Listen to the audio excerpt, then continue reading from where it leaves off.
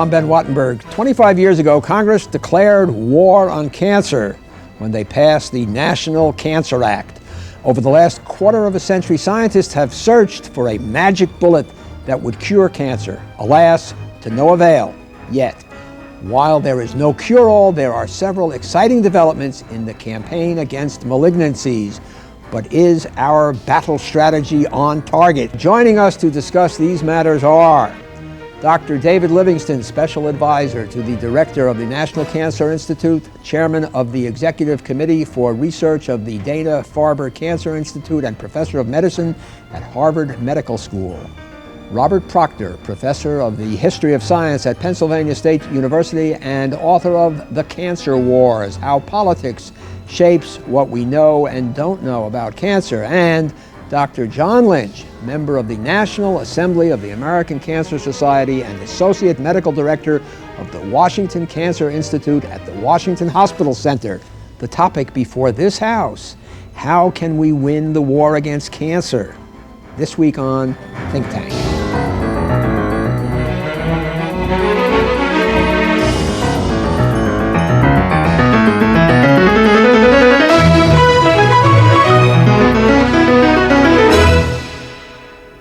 First, let's explain what cancer is. Simply put, the word cancer describes several quite different diseases that have one thing in common: abnormal cell growth. In the fight against cancer, most researchers focus on understanding and mastering cellular biology. Most doctors concentrate on shrinking and killing the tumors created by out-of-control cell growth.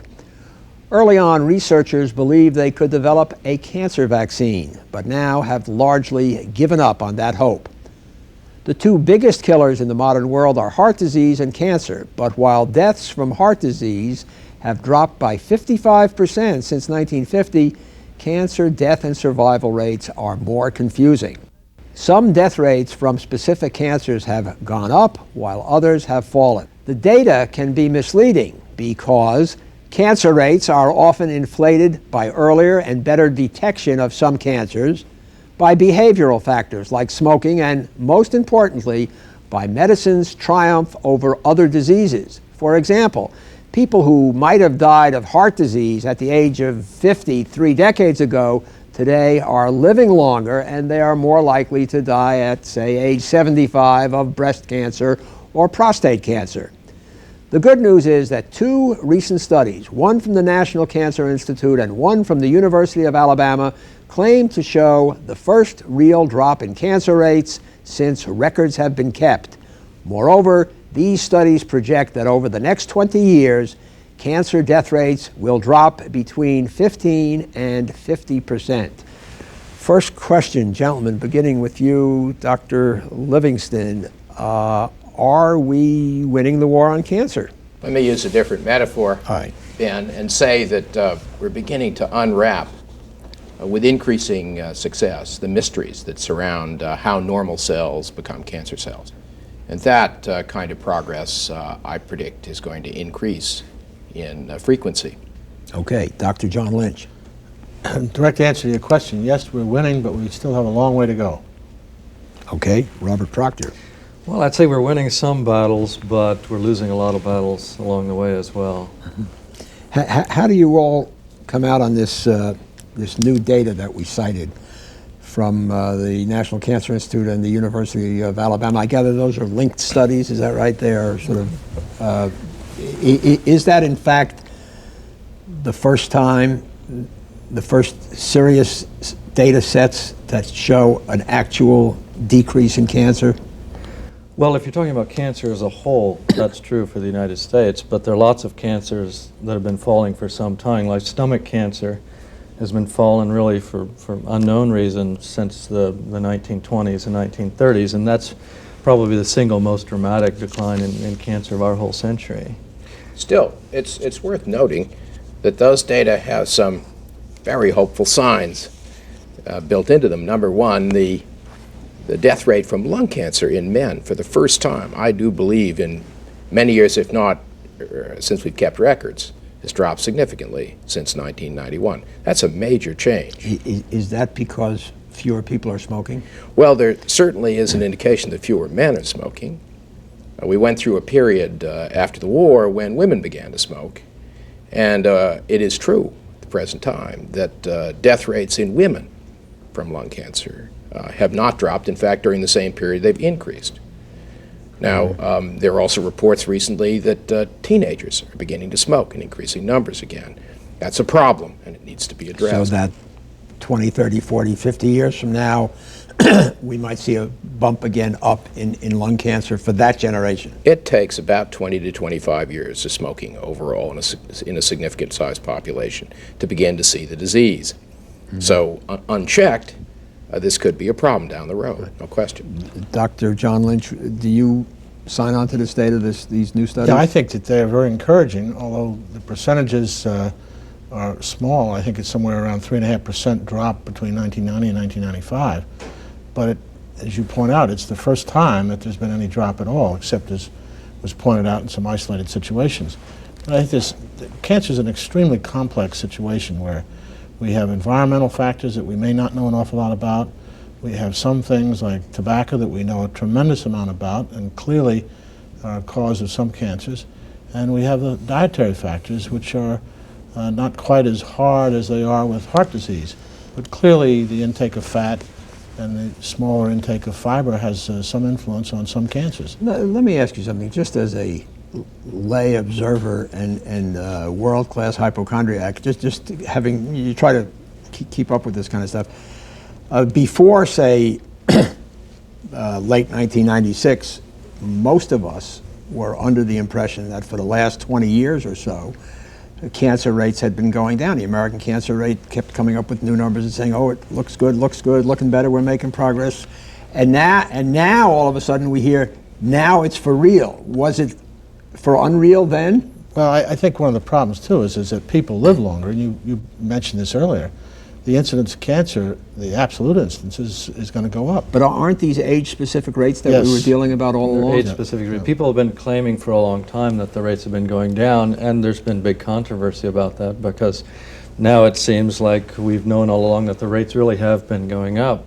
There have been all kinds of overblown predictions for how we're going to solve the war on cancer. The head of the NCI only a decade ago said we might not even have cancer by the year. NCI, National Cancer Institute, said we might not even have cancer by the year 2000. Even though we see this decline at the moment, I think it's going to be a much more difficult process than the politicians and the doctors are willing to give us credit for. And the researchers? I'm talking about the researchers too. I'm saying there's been a lot of hype around the nature of cancer. There's been a lot of people saying that we need more research to find the cause of cancer, when in fact we know the causes very well of most cancers. We've known them for about half a century. There's a lot of need, I think, for basic research, but I think there's a lot of ways in which the call for basic research misses the point that we're not really going after the causes of cancer very hard at all. And that's why I think the Well, now, wait a minute. Let's just hold on. I'm not sure I understand that. Yeah, you better tell us. I mean, you are sort of blowing away this idea that we all know the causes of cancer. Why don't you tell us what they are, and let's let our doctors here see if they agree with you. I think most researchers would agree that tobacco is responsible for about 1/3 of all cancer. And then in descending order, you've got things like asbestos and radon and a whole series of other things, dietary issues, lifestyle issues. Those things have been known for many, many decades. I think the problem has been that we haven't addressed those issues forcefully from a political point of view. You know, why do we still have some of the lowest tobacco taxes in the world? Why are we by far the world's largest exporter of tobacco? We export more tobacco. Well, the export of tobacco does not increase American cancer rates. No, that's right. It increases global cancer rates. Yeah, and that's a political issue. I mean, but that is a political issue, and I mean, are you for abolition of smoking? No, I'm not for abolition of smoking, but I think I am for higher tobacco taxes. So that we would agree. So that only rich people will get cancer. Well, probably, yeah. I think that's an interesting redistributionist argument. Yeah, right. I think the political element aside, there is a major factor that is now very clearly in the eye of many scientists working on the cancer problem, which clearly contributes to the evolution of this disease in most, if not all, of its forms, with environmental stimuli being a very important part, and that's genetics. I think the constellation of genes in a people, in part, proscribes or prescribes part of the future with respect to whether or not people are going to acquire the disease. That makeup, their genetic makeup, plus environmental factors together are a combination of factors I think are very powerful. But one can't undersell the power of the makeup of one's genes, especially in situations where one is born with abnormalities in one of a few hundred genes I think or more. when most people hear we're making progress on the war against cancer, they are thinking remedy. Hey, it's fine. A lot of it's tobacco, a lot of it's environment, a lot of it's genetics, a lot of it's nutrition, and we can all do better, and I do want to talk about that. But what people are asking is, are these guys coming up with something that once I fall into one of those categories and I have a tumor, are we coming up with remedies that are going to help me survive? Well, let's look at the record. Let's look at the record. Since the 1960s, acute leukemia in childhood, which was virtually uniformly lethal until the advent of chemotherapy, mixtures of the right chemotherapy agents, has now changed. The outlook for those children is cure rates of the order of 70 to 80%, pretty much across the board in the United States. Hodgkin's disease, when I was a child, a disease of the lymph glands, is not an uncommon tumor. Until the 1950s, or 60s, I would say, late 60s, it was a virtually uniformly fatal disease with some exceptions. Now, fatality in that disease has been reduced dramatically to the point at which some 70 or 75% of people overall with that disease are either controlled or cured. Testis cancer, which was a uniformly lethal disease in the early 1970s. And mostly among young people, largely right? Among young men, is a disease which through research, through painstakingly careful clinical research and strong support from the research community, the National Cancer Institute, the American Cancer Society, is now a disease that you can control in about 85 to 90% of cases. Now the question is, how should one deploy one's resources for research, for example, on the tobacco problem, on other aspects of behavior that may predispose to the disease, so that one sees even greater effects in the future?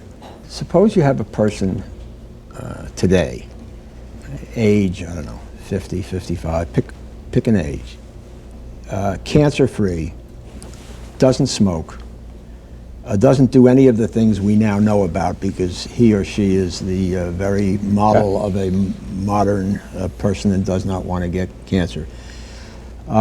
Can that person say to himself or to herself, well, I don't have cancer now. If I should get that disease in 5 years or 10 years or 15 years, there will be better remedies for me. Therapies that work, yes, as opposed to experimental therapies at a time at which they're initiated as experimental therapies. Real therapies that work come from research. Mm-hmm. Increasingly, they will come, I think many people predict now, from an increasingly detailed understanding of how cancer cells work, both as individual cells and as parts of tumors.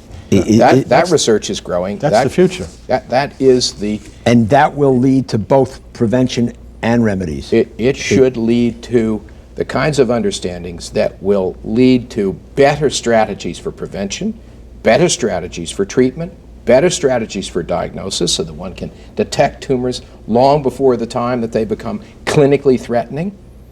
It should feed all areas of research. Is this work you are doing in your research? I mean, are you doing hands-on research on this? Yes, I do hands-on research on a set of genes which, when they begin to misbehave, predispose cells to acquiring the kinds of characteristics that make them cancer cells. That kind of research is going on throughout the world. Dr. Lynch, you deal directly hands-on with cancer patients, is Yes. that right? Is Dr. Livingston's research being translated into ways of actually dealing with people who are ill? Some of it is, but as I tried to stress before, it takes a very long time to make the translational period from basic laboratory work through animals into humans. And then there's a lot of work to be done to show that that does work in humans. But I personally believe the future is in genetic research and molecular biology and things that are relatively new. We used to talk about familial tendency, colon cancer and some other, and we talked about a couple of cancers that were directly linked, and retinoblastoma, that sort of thing. But the concept that all cancer comes from a derangement, a dysfunction, or an abnormality that has developed or you're born with in a cell. Now, There was a recent cover of Newsweek showed the P53 gene. Yes. Is that what we're talking about? That's one of them. That's one of them. But I should say that the genetic hope for cancer goes back again into the 19th century. The first twin studies are done in the 19th century. And I would disagree with this statement that genetics is necessarily the key as to what's going to solve the problems. Only about 5% of all cancers are genetic in the sense that they're passed from parent to offspring, independent of environmental factors. I have to interrupt you there because it's terribly important that you can have changes in your genes involved with the environment or what have you that then cause the cancer that have nothing to do with what you inherited. That's right. Screwing up your own genes. Some of the same genes, which when abnormal, predisposed to specific cancers, turn out to be abnormal in the tumors that arise in people where there isn't a clear line of familial inheritance. So when you say genetic, it's not necessarily in the sense of inheritance. It's genetics. Tell me about P53. P53 is a gene which is referred to as a suppressor of tumor development, a tumor suppressor gene. It was discovered in the 1970s, in fact. And the gene is known to work by surveying all the other genes of a cell and the structure of the DNA that composes them and determining whether the structures are normal at various times in the life of the cell. Now, if the structure begins to become abnormal, for example, through genetic damage arising from, for example, X-ray or chemicals or other environmental noxious stimuli, this gene senses those abnormalities and stops the cell from replicating until the cell can correct that damage. And if perchance a cell can't correct that damage, P53 goes and does the ultimate act. It kills the cell. So if you can harness that and produce it and use it as a pharmaceutical, you're in business. Is that the idea? That's the hope. That's the hope, yeah. It's also the hype, but it's the hope. Well, yeah. families, there are families. You are our resident cynic in this. Yeah, I'm playing the role of cynic because we've seen so many other promises come along, and I hope P53... I dismiss you from this panel. I do not. You think P53 may be another one of those? I think P53 is very exciting from the point of view of basic biology.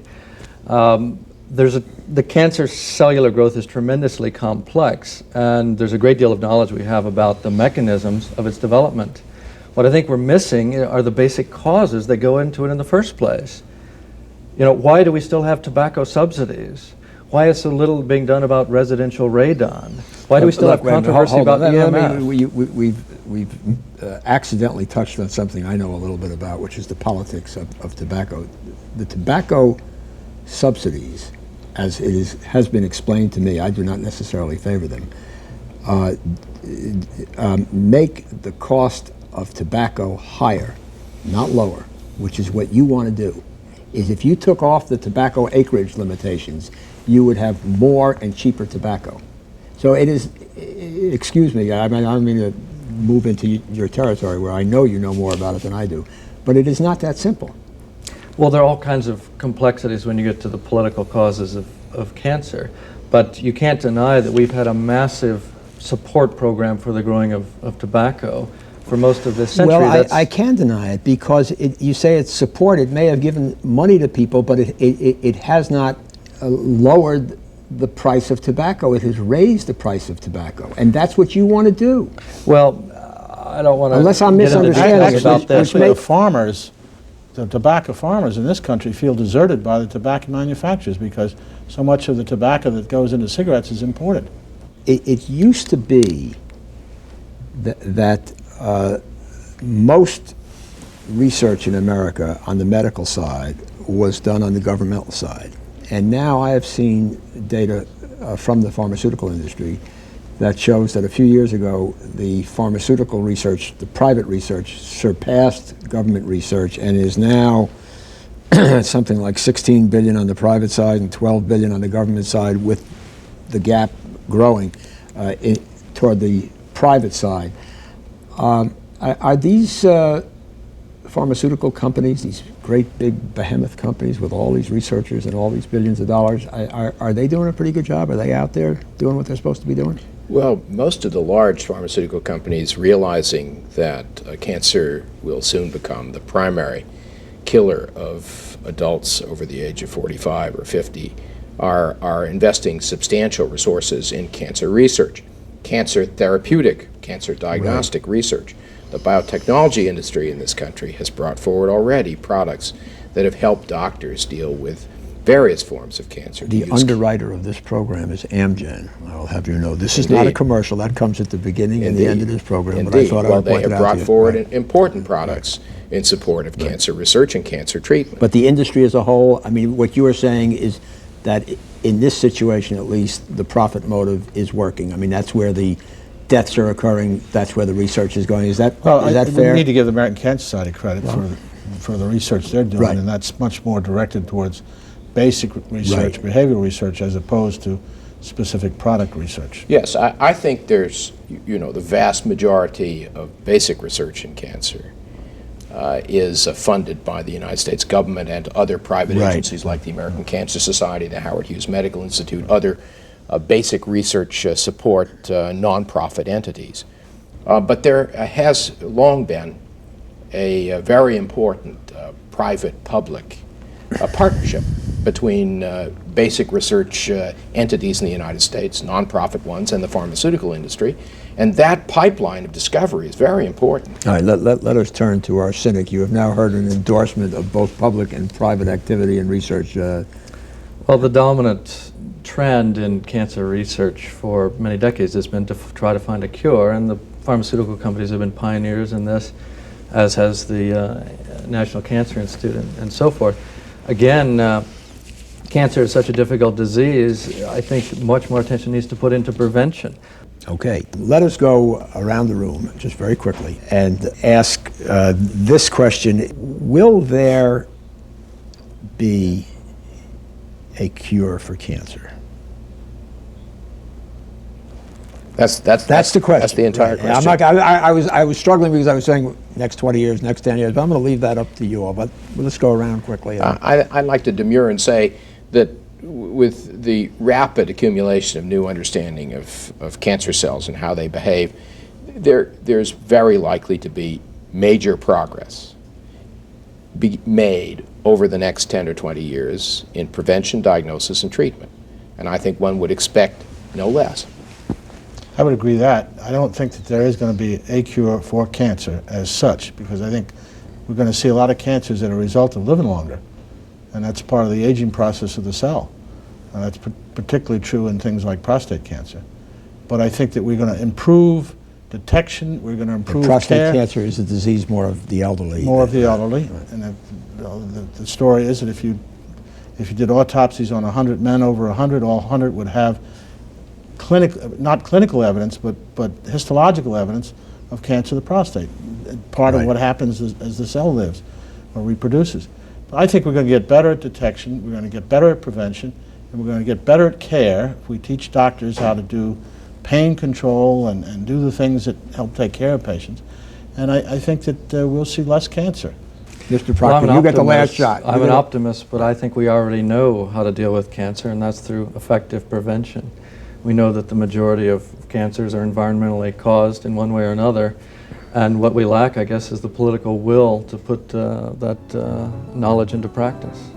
Okay, thank you very much, Dr. David Livingston, Robert Proctor, and Dr. John Lynch, and thank you. Please continue to send your questions and comments to New River Media, 1150 17th Street Northwest, Washington, D.C. 20036. We can also be reached via email at thinktank@pbs.org.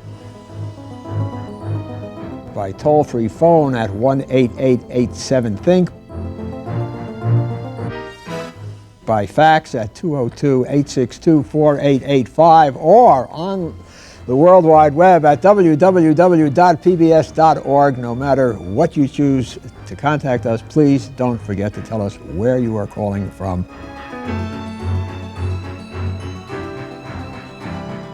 For Think Tank, I'm Ben Wattenberg.